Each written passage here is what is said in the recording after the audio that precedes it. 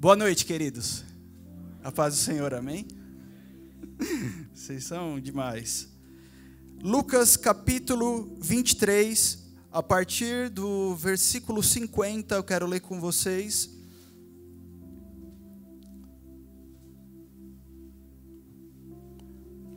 Lucas 23, a partir do versículo 50. E com certeza o Senhor falará conosco nessa noite. Com certeza a palavra dele nos apontará um caminho, nos edificará. Diz assim: havia um homem chamado José, membro do conselho, homem bom e justo, que não tinha consentido na decisão e no procedimento dos outros. Ele era da cidade de Arimateia, na Judéia, e esperava o reino de Deus. Dirigindo-se a Pilatos, pediu o corpo de Jesus. Então desceu, envolveu-o num lençol de linho e o colocou num sepulcro cavado na rocha, no qual ninguém ainda fora colocado. Era o dia da preparação e estava para começar o sábado. As mulheres que haviam acompanhado Jesus desde a Galileia seguiram José e viram o sepulcro e como o corpo de Jesus fora colocado nele. Em seguida foram para casa e prepararam perfumes e especiarias aromáticas e descansaram no sábado em obediência ao mandamento.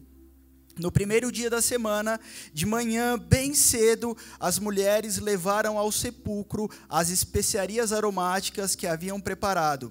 Encontraram removida a pedra do sepulcro, mas quando entraram, não encontraram o corpo do Senhor Jesus. Ficaram perplexas, sem saber o que fazer. De repente, 2 homens com roupas que brilhavam como a luz do sol colocaram-se ao lado delas. Amedrontadas, as mulheres baixaram o rosto para o chão e os homens lhe disseram: por que vocês estão procurando entre os mortos aquele que vive? Ele não está aqui, ressuscitou. Lembrem-se do que ele lhes disse quando ainda estava com vocês na Galileia. É necessário que o Filho do Homem seja entregue nas mãos de homens pecadores, seja crucificado e ressuscite no 3º dia. Então se lembraram das palavras de Jesus. Até aí, segura aí. Amém? Páscoa,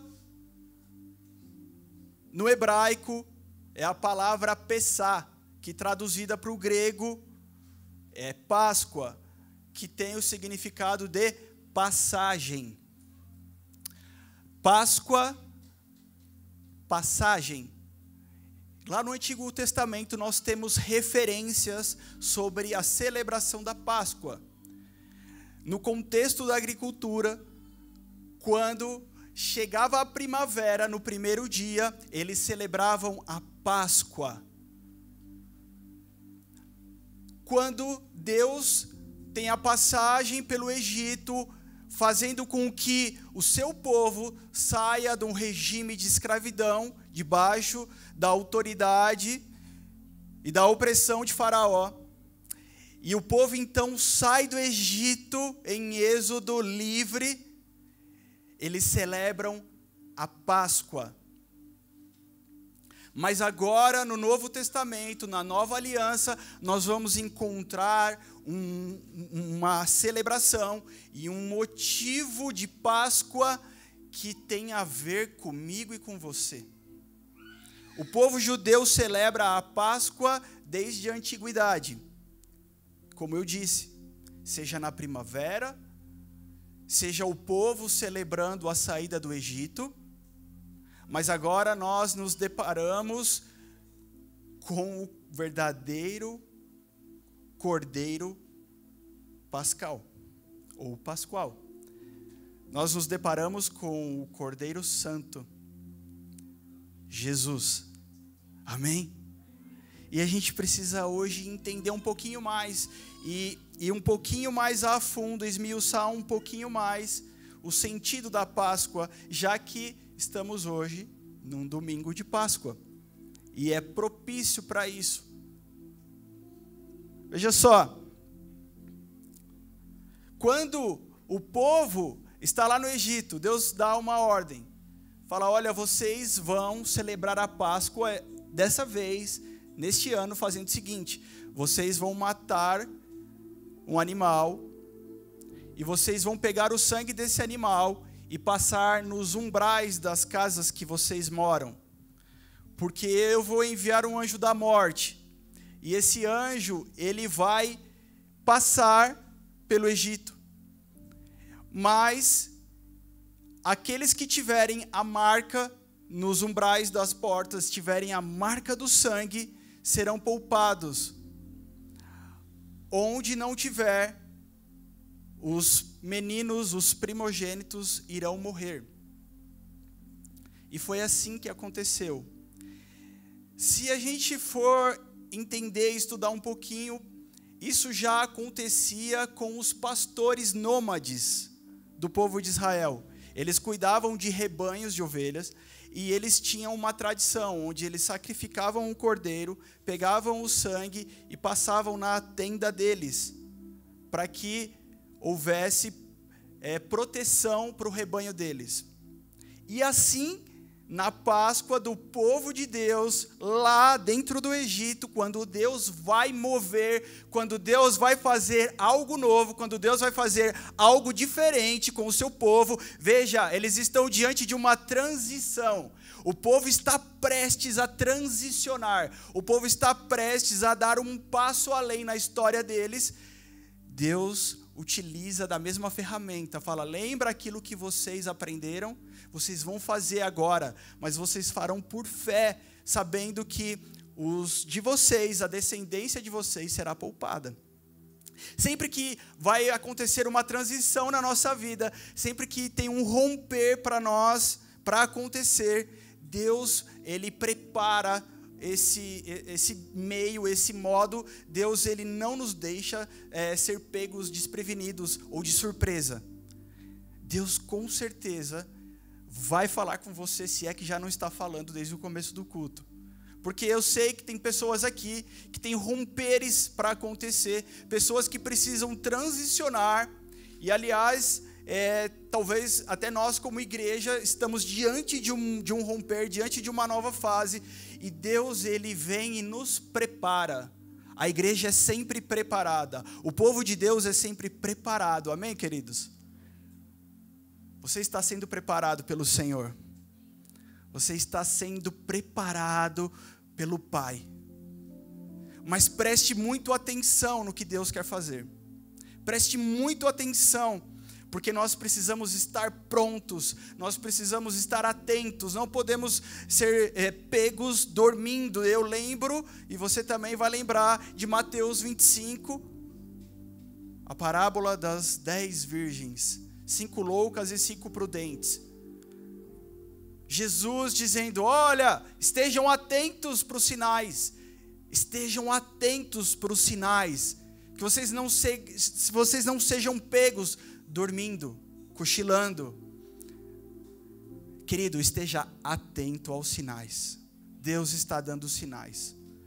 Você tem percebido sinais? Se você tem percebido sinais, você tem que estar acordado, você tem que estar atento. Diante da época e do período de Páscoa, de celebrar a Páscoa, lembrando do que Deus tinha feito com o povo de Israel, e aquilo tornou-se, desde a saída do Egito, um marco para o povo de Deus. Eu sei que muitos aqui têm uma história para contar, tem um marco em sua vida: o dia que eu conheci Jesus, o dia que o sangue do Cordeiro veio sobre mim e me redimiu dos meus pecados, o dia em que minha casa foi salva, o dia em que meu esposo foi salvo, o dia que minha esposa foi salva, o dia que meus filhos vieram para Jesus, o dia em que o sangue foi passado nos umbrais da minha casa. É um marco. Mas nós precisamos sempre olhar para trás, agradecer ao Senhor, celebrar ao Senhor, mas dar passos para frente. Você precisa dar passos para frente, rumo à história. A história, ela não volta para trás. A história, ela vai avançando e a gente precisa avançar com ela. E Jesus, já sabia que era chegado o momento dele. E eles estavam no período da Páscoa. E Jesus, ele dá uma ordem aos seus discípulos que preparassem uma ceia. E ele fala assim, vocês vão entrar na cidade, vocês vão encontrar o homem carregando um balde de água, vocês vão seguir ele, e quando ele chegar na casa dele, vocês vão falar assim, você tem um salão para a gente fazer a ceia com Jesus, assim, assim, assim, e ele vai preparar tudo. E quando eles entram na cidade, de repente passa um cara carregando um balde de água. Eles falam, é esse daí. E eles vão atrás daquele cara, e um deles cutuca o outro, talvez, e fala, e aí, você fala? Não, fala você, não, falo eu. Não, foi Jesus que mandou, cara. Não, tá bom, eu vou falar. Senhor do balde de água, sabe Jesus? Então, ele falou que era para falar com você. Mas eu não te conheço. Não, eu também não te conheço, mas ele falou que você tem um salão, e a gente pode preparar uma ceia. Jesus quer fazer uma ceia, Jesus quer fazer uma festa. Você tem um salão aí? E não é que ele tinha? Já pensou você ir na rua e falar, você tem um salão que Jesus mandou eu falar com você, porque o meu pastor pediu para fazer uma ceia, fazer uma festa. E eles, em obediência, prepararam a ceia. E Jesus fala, isso para mim é muito importante, é muito valioso essa ceia, porque é a última vez que eu vou provar do fruto da videira e beber o vinho. É a última vez que eu vou compartilhar o pão com vocês. E aquela festa, não sei exatamente, mas se eu estivesse lá, eu estaria preocupado. Talvez aquela festa fique um pouco, um ar meio suspenso, um clima um pouco melancólico, Jesus falando que era a última. Quando a nossa irmã, nossa amiga Ariane, falou, estou indo para o Canadá, a gente fez uma despedida para ela, né, os amigos, e fica aquele ar de, nossa, se bem que daqui a pouco ela volta, ela fala, cheguei. Mas não importa se é 30 dias, 40, se é um ano, quando um amigo, um querido, um parente vai, fica aquela sensação de vazio, né? E talvez eles estavam com essa sensação. Jesus falando assim, olha, essa Páscoa para mim é muito importante. Imagine que nesse feriadão que você passou, não sei se você foi viajar, se você ficou em casa, se você foi assistir filme, se você ficou com as pessoas que você gosta, mas imagine que fosse a última Páscoa com quem você ama. É um sentimento de responsabilidade pelo momento. Não pode falhar, tem que ser bom, tem que ser o melhor. Bom, e Jesus, então, ceia com seus discípulos pela última vez. Jesus, após ter ceiado, faz aquilo que a gente sempre faz depois que come muito. Vai dormir? Não, foi orar. Jesus não foi dormir, Jesus vai ao monte orar. Não foi fazer campanha também, ele só foi falar com o Pai. Ele adorava ter um momento dele a sós com o Pai. E aí ele vai, e quando ele volta, ele encontra alguns dos seus discípulos, o quê? Nanando, dormindo. Olha só, Jesus tinha acabado de falar que estava chegando o momento. E Jesus vai orar, e mesmo assim os caras estão dormindo. Cara, quando eu olho para isso, eu não fico triste com ninguém. Jesus tinha uma paciência de Jesus mesmo. Se fosse eu ia falar, cara, vocês não servem para ser obreiro da minha igreja. Vocês não servem para ser do ministério de louvor. A gente precisa aprender com Jesus, né? Eu tenho tentado aprender com Jesus todos os dias. Quem convive comigo de perto, talvez pode notar algumas pequenas mudanças. Eu lembro que eu era um adolescente muito boca aberta, muito impulsivo, né? Gostava de falar, porque eu tenho razão, eu tenho que falar. Depois eu fui guardando um pouco a razão para mim. Mas a gente quer parecer com Jesus, amém? A gente quer parecer com Jesus, a gente quer parecer com Cristo, pequenos cristos, cristão, pequenos cristos. Cristão não é um crente grandão, tá? É o contrário, quer dizer pequenos cristos. Bom, você já conhece a história, você sabe o que acontece com Jesus. Ele desce, ele orou pra caramba. Chapô. Desceu, os soldados chegam e prendem Jesus. Judas fala, não, mas nossa, quanto mais eu oro, mais assombração me aparece. Querido, não condicione tua oração com o resultado. Porque nós medimos resultado de uma forma, Deus mede resultado de outra. Deus, aliás, não está preocupado com o resultado da tua oração. Ele está preocupado com os frutos que virão.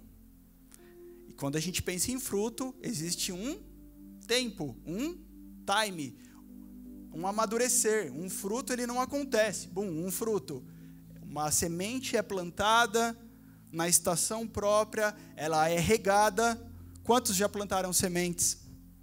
Eu sei que você já plantou. Quantos regaram? Quantos estão regando sementes? Eu sei que você está fazendo isso. Existe a estação própria para isso, e aí vai crescer, para que no momento oportuno haja ali um fruto. Se você orar por resultado, você será um crente frustrado. Você fala, mas espera aí, não estou entendendo, porque nós oramos em nome de Jesus e Ele cura. A gente tem recebido testemunhos, a gente tem vivido testemunhos, glória a Deus. Às vezes a gente libera uma palavra de cura aqui e alguém aí é curado. Amém? A Rose foi curada pela internet, ela não veio no culto aquele dia. E eu nem falei, Jesus, quem não veio não cura. Não, a gente orou por todo mundo. E aí, ela foi curada em casa. E assim outras pessoas têm testemunhado. Não é o quanto a gente esfrega a mão na cabeça, não é o quanto a gente se rasga, é o intencional, é quando a gente usa o nome de Jesus, declarando saúde. Amém?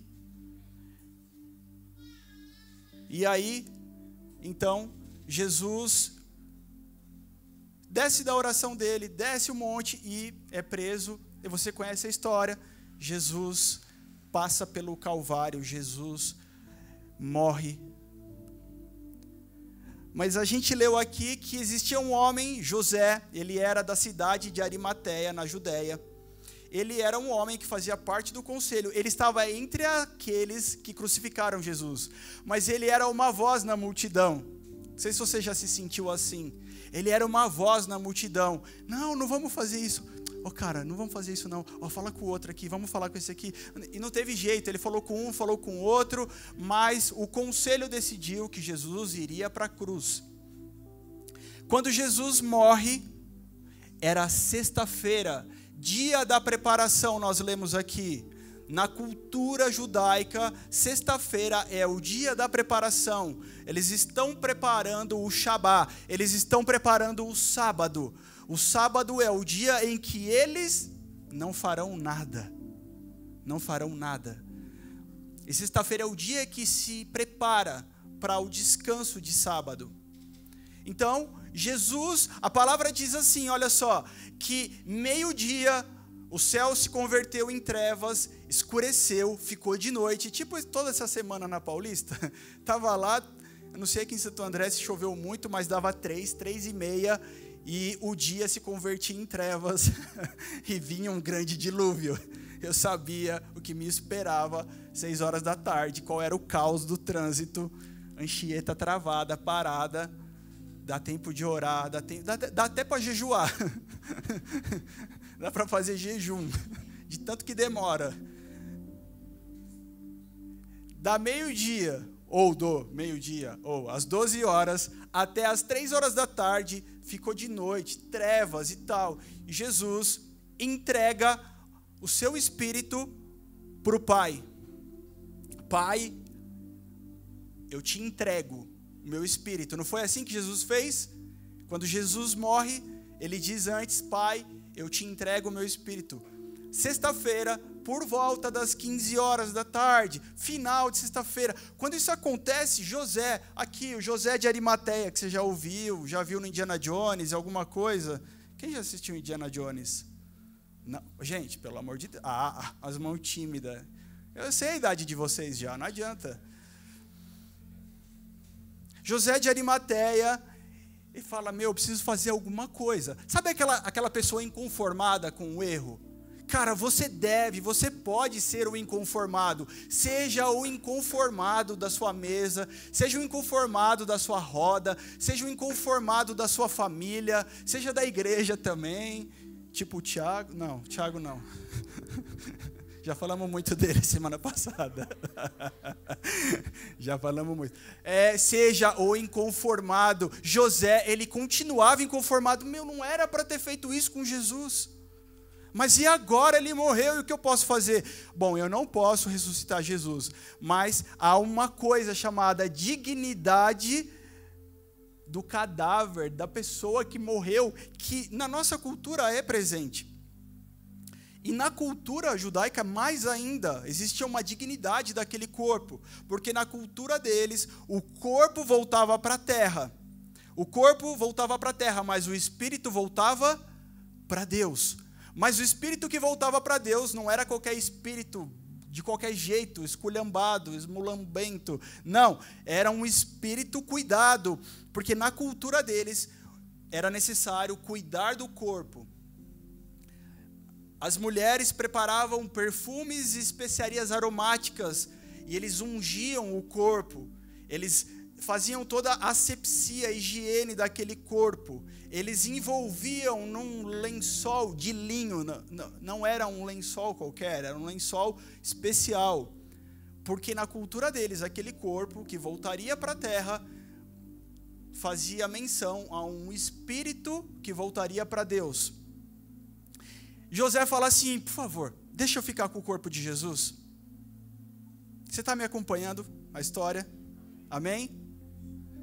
Deixa eu ficar com o corpo de Jesus. E eles falam, tá bom, vai. Você já tinha falado tanta coisa, José. Você já tinha tantos embargos auriculares. Você já tinha falado tanta coisa. Você era tanto contra, José. Vai, então vai, ô do contra. Toma aqui o corpo, toma aqui o defunto, é teu. José tinha um sepulcro. Naquela época não era cavado no chão, eram em pequenas cavernas. E ele tinha eu não sei se era para ele, eu não sei se era para a família, eu não sei se era para os filhos, não sei se era o céu ou se era outro plano naquela época. Gente, era piada agora, era para rir. Para sair legal no vídeo. Valeu, obrigado. E aí, ele abre mão daquilo, ele faz menção daquilo para que Jesus ficasse. A palavra ainda coloca um detalhe, porque Lucas é extremamente detalhista, e Lucas fala assim, e não havia nenhum corpo ainda lá, foi só para Jesus. O melhor é para Jesus. O que eu tenho é para Jesus.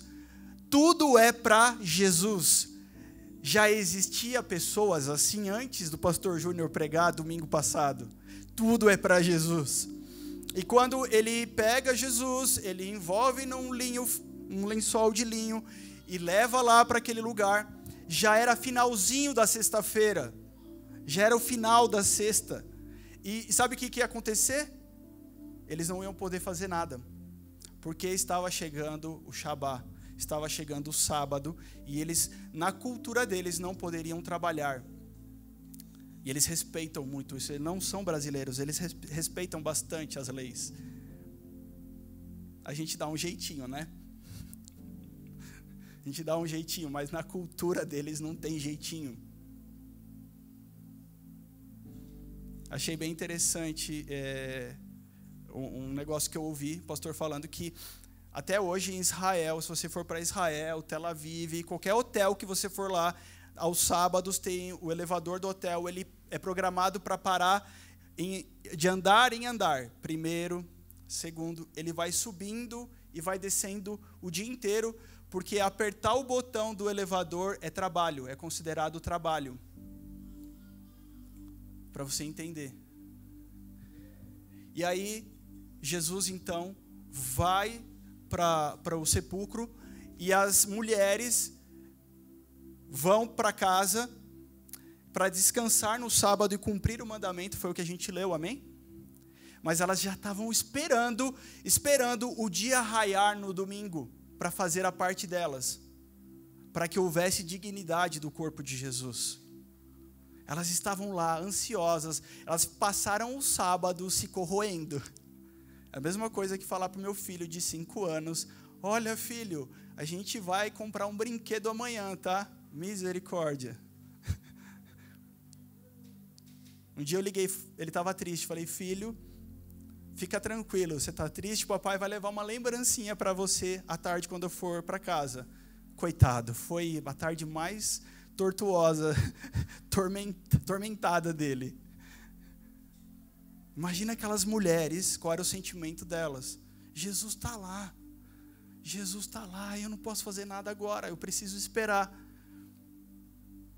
E no domingo, bem cedo, quando saem os primeiros raios de sol, domingão, primeiro dia da semana, não é segunda, é domingo, amém? Primeiro dia da semana, domingo, elas vão correndo lá para o sepulcro. Quando elas chegam lá, elas encontram a pedra removida. Elas olham lá, não encontram Jesus.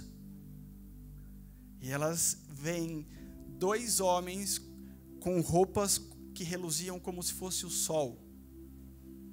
Elas têm a visão de 2 anjos que dizem, vocês estão procurando Jesus no lugar errado. Vocês estão procurando Jesus entre os mortos, mas Ele está vivo. Deixa eu te falar uma coisa hoje. Hoje é Páscoa, hoje é dia de celebrar, porque não procure Jesus entre os mortos. Jesus está vivo. Imagine que tivesse 2 anjos aqui dizendo, Jesus está vivo. A tumba está vazia. Jesus está vivo. E o que aconteceu? O que aconteceu? Mas nós precisamos aprender a não buscar Jesus aonde Ele não está.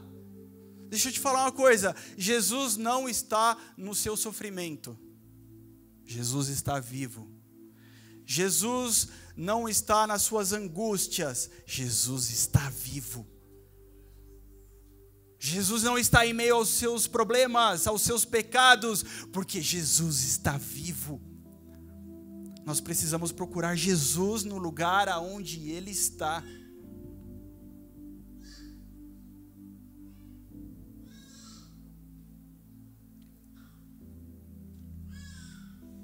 Mas alguma coisa aconteceu nesse sábado. Olha que legal, alguma coisa aconteceu nesse sábado. Enquanto todos descansavam, enquanto todos cumpriam o Shabá, todos estavam ali fazendo guardar a lei, alguma coisa aconteceu. Enquanto Jesus estava ali, deitado, Jesus estava inerte, Jesus estava ali morto, enquanto as pessoas estavam presas ao tempo, presas ao cumprimento do Shabá, Deus estava trabalhando. Deus estava trabalhando.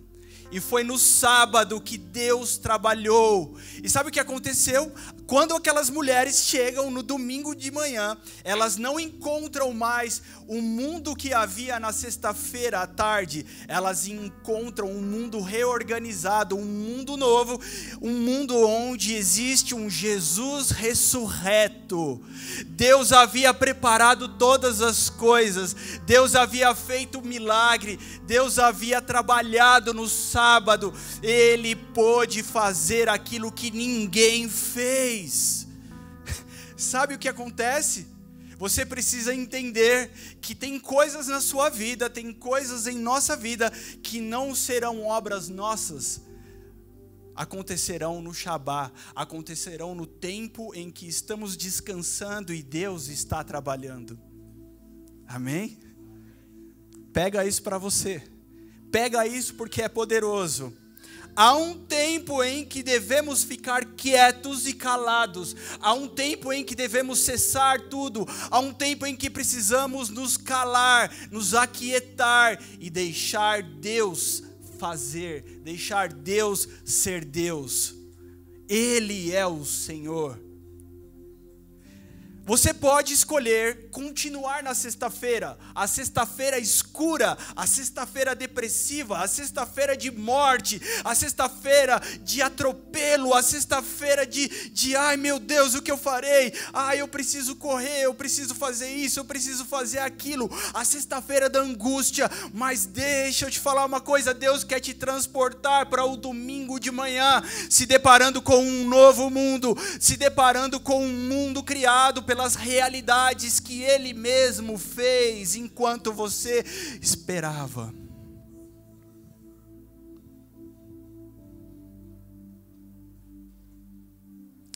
Depois da sexta-feira, não vem o domingo. Depois da sexta-feira, é sábado. Fala para alguém do seu lado, depois de sexta-feira, é sábado.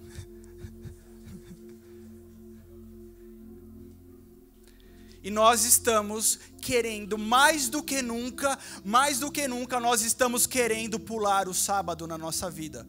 Nós queremos sair da sexta direto para o domingo. E não acontecerá o milagre ou o agir de Deus se você pular da sexta-feira à tarde angustiada para o domingo. Porque é no sábado que Deus trabalha. É no sábado que Deus faz as coisas acontecerem. Há um tempo de espera. Jesus precisou nos ensinar que nós teríamos que esperar. Por que Jesus só ressurge depois de 3 dias? Pensa comigo, meus queridos, pensa comigo. Jesus, o Filho de Deus, cheio de poder, com toda a autoridade que foi delegada para ele, primeiro, ele precisava morrer? Não, ele não precisava. Mas era necessário com que se cumprisse as Escrituras, se cumprisse a lei.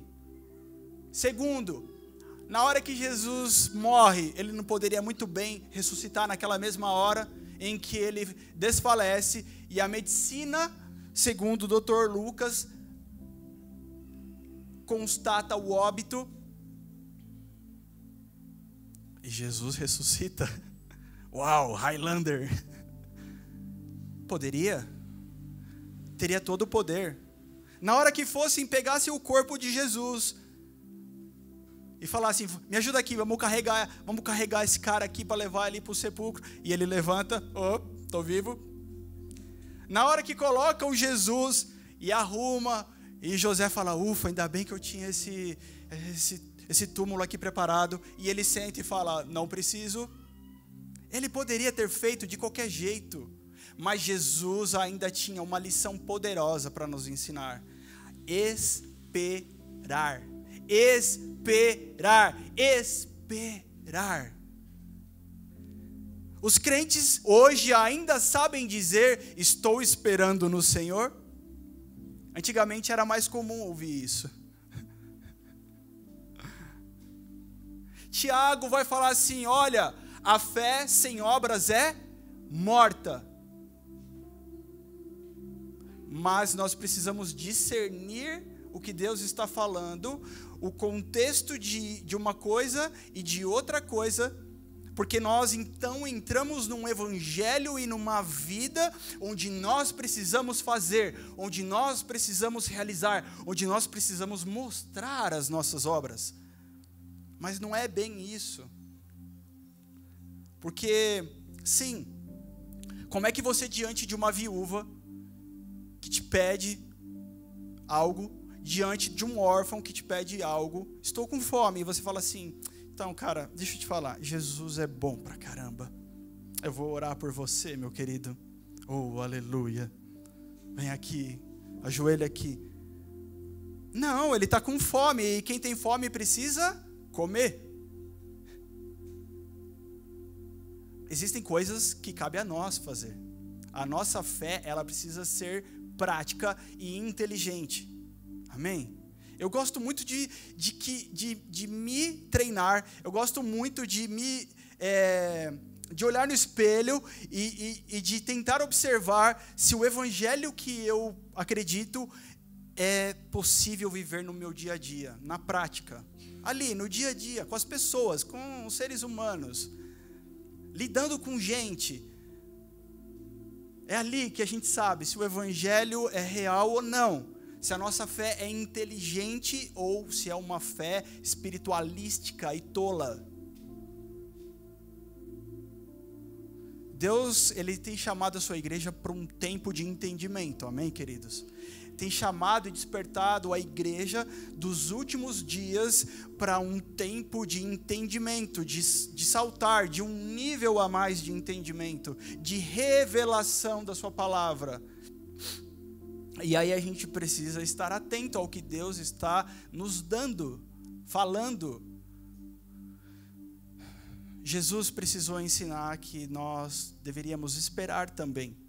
Sabe por quê? Porque há processos na nossa vida que não podemos pular da amargura de sexta para a alegria de domingo. Não será real, não será duradouro. A minha mãe ficou 1 ano doente, passando por processos de depressão, de síndrome do pânico. Sabe o que nós estávamos fazendo quando ela adquiriu essa doença? É até difícil falar adquiriu, a gente não sabe quando começou. De repente aparece. Nós estávamos fazendo o mesmo de sempre, na igreja, adorando ao Senhor. Meu pai era maestro da orquestra, nós tocávamos, cantávamos, ela ia aos cultos, ela intercedia por nós, que ela sempre exerceu o papel de intercessora.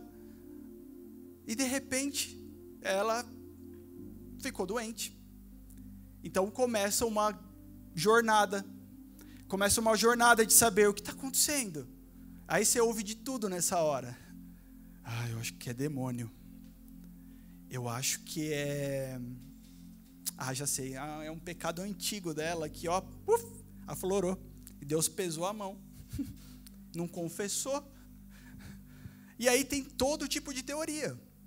Não, isso daí é uma doença que está dando hoje em dia, mas fica tranquilo, viu? Fica tranquilo, porque nada que uns remédios aí não resolva.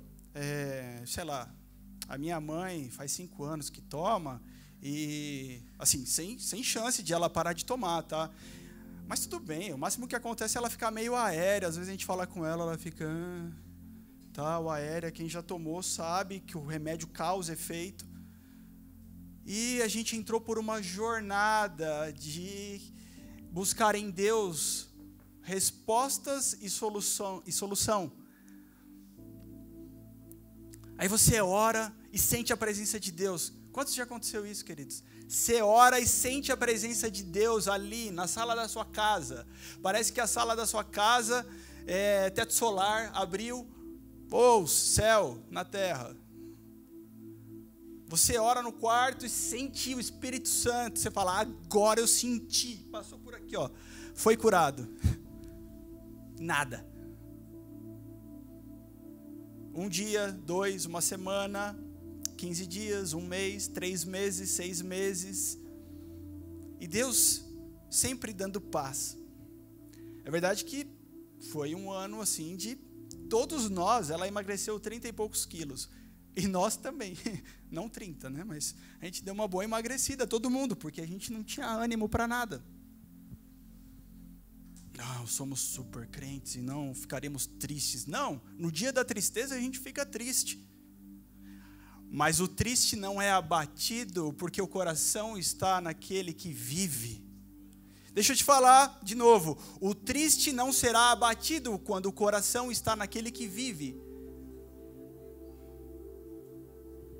Você pode ficar triste sim, você é de carne e osso, você pode chorar, mas você não será abatido se o seu coração está no Senhor, porque você será como os montes de Sião, que não se abalam, mas permanecem para sempre. E depois de um tempo, sabe o que a gente entendeu?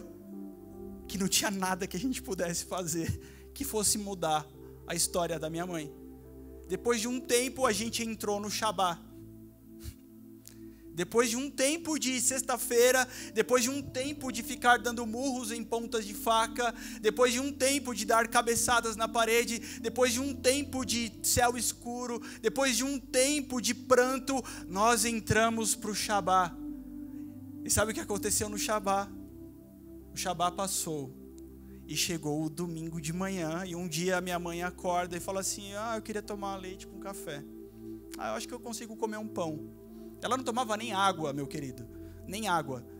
Ela fala: eu acho que eu quero, sabe aquele bem casado que tem na padaria brasileira, assim? Pensa num negócio doce, que dá até arde aqui, assim. Eu quero. Ela comeu. Eu falei: eu quero outro. Foi uma semana comendo bem casado, assim, ó. Tudo que ela tinha emagrecido 30 e poucos quilos, acho que ela quis recuperar em uma semana. E no domingo de manhã saiu o sol. Deixa eu te falar, domingo de manhã tem sol. A sexta foi conturbada e o sábado foi extremamente esquisito e angustiante, porque você não pôde fazer nada. Mas é isso que eu quero te dizer hoje. Se você chegou no Shabá, não faça nada. Não faça nada, porque é Deus quem faz e a glória é dele. A glória é dele. A glória e a honra é dele.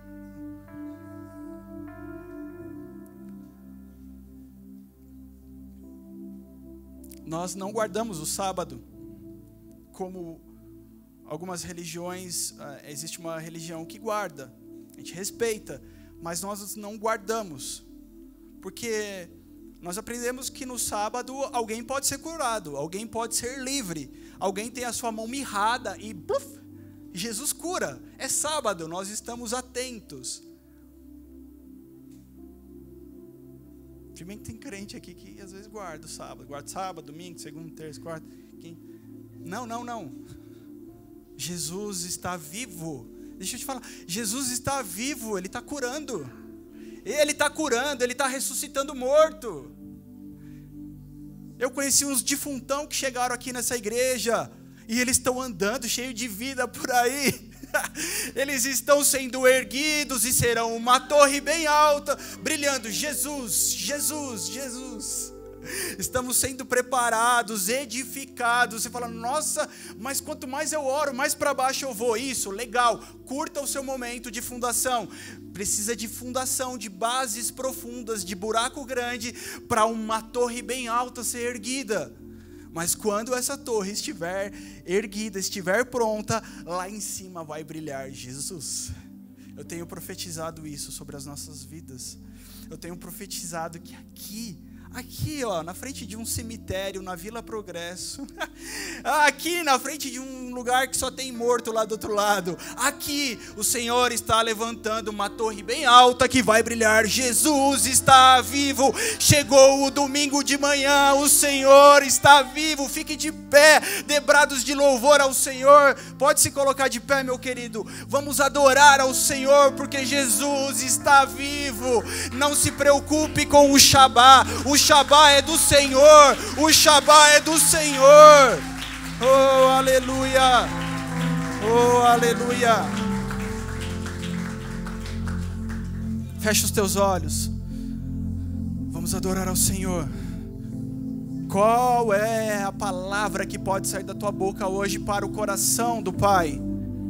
Qual é a palavra que pode sair da tua boca para o coração de Jesus, que venceu a morte por mim e por você? Qual é a palavra que pode sair de dentro de nós hoje? Se você passou por um período de Deus trabalhar, talvez hoje chegou o dia de você ouvir assim: olha, o sepulcro está vazio. Não precisa das tuas especiarias aromáticas, não precisa do teu perfume, tudo aquilo que você se esforçou, tudo aquilo que você correu, tudo aquilo que você investiu, porque Deus precisava do que você ia fazer. Ele vai te falar assim: olha, não preciso de nada que você tem, mas Ele vai depositar algo muito maior em você. Ele vai te dar algo muito maior sobre a sua vida, uma unção nova, uma unção poderosa sobre a tua vida, que você, com o seu jejum, com a sua oração, talvez não poderia ter. Oh, Jesus, obrigado, Jesus, pela palavra rema, a palavra para hoje, a palavra revelada, Jesus. Obrigado, Jesus. obrigado. Sabe, não coloque a tua confiança no teu esforço. Não se trata de ser aperfeiçoado. Não se trata de prática. Não é quanto mais você pratica, é quanto mais você entrega. É quanto mais você descansa nele que as coisas acontecem. Não é pelo teu mérito. É isso. Obrigado, Jesus. Obrigado, Jesus. Vamos ter um tempo de adoração, pode ser? Porque Ele vive, dá para a gente fazer de novo.